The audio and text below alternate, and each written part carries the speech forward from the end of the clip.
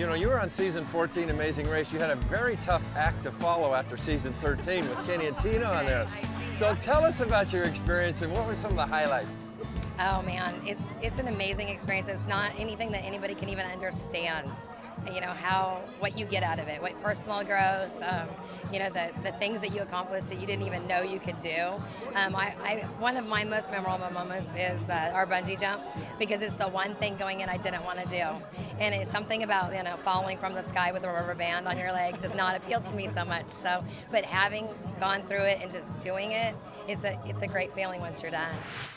It's actually odd because it was when I was in the Andes and I had just accomplished that climbing the mountain with 50 pounds on my back that nobody thought I could do.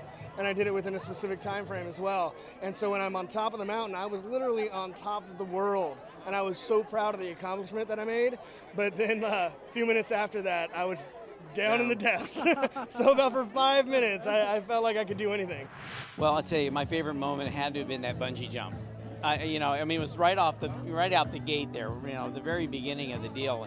And, you know, I knew it was the James Bond bungee jump. You know, that cord was 722 feet long, and you're a quarter mile up.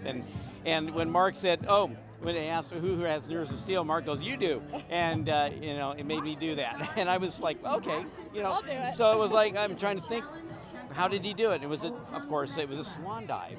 So that's exactly what I did. My moment wasn't really so much a favorite, but a unique moment. We were in China, and we have a little dance background from our family, and I had to actually play the ladies' side, and that was a little tricky for me because it kind of got me mixed up, but it was kind of unique. It was a very unique moment.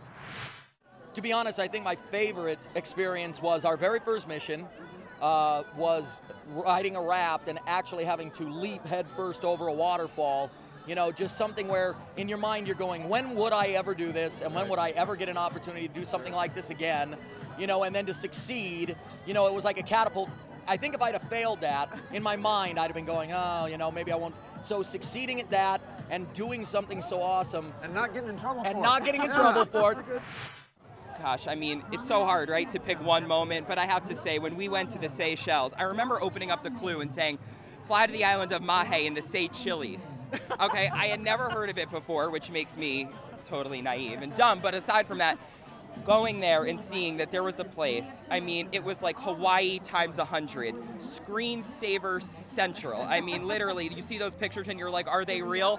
Go to the Seychelles, because they are real there.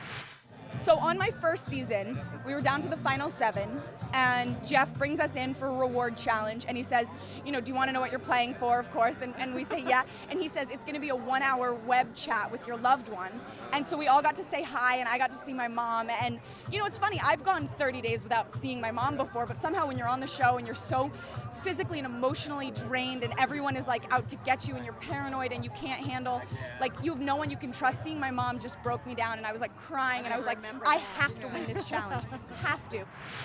I think the highlight for me was we went on a pretty good streak. We won like 7 immunities in a row.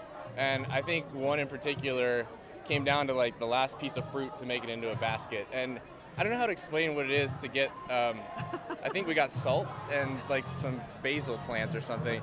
And it seems ridiculous to anyone who hasn't done it, but to be so hungry and so passionate about winning because the last watermelon makes you way more than the other person. I mean, it was just an incredible experience to have that much joy for something so simple. Makes you appreciate things here even more.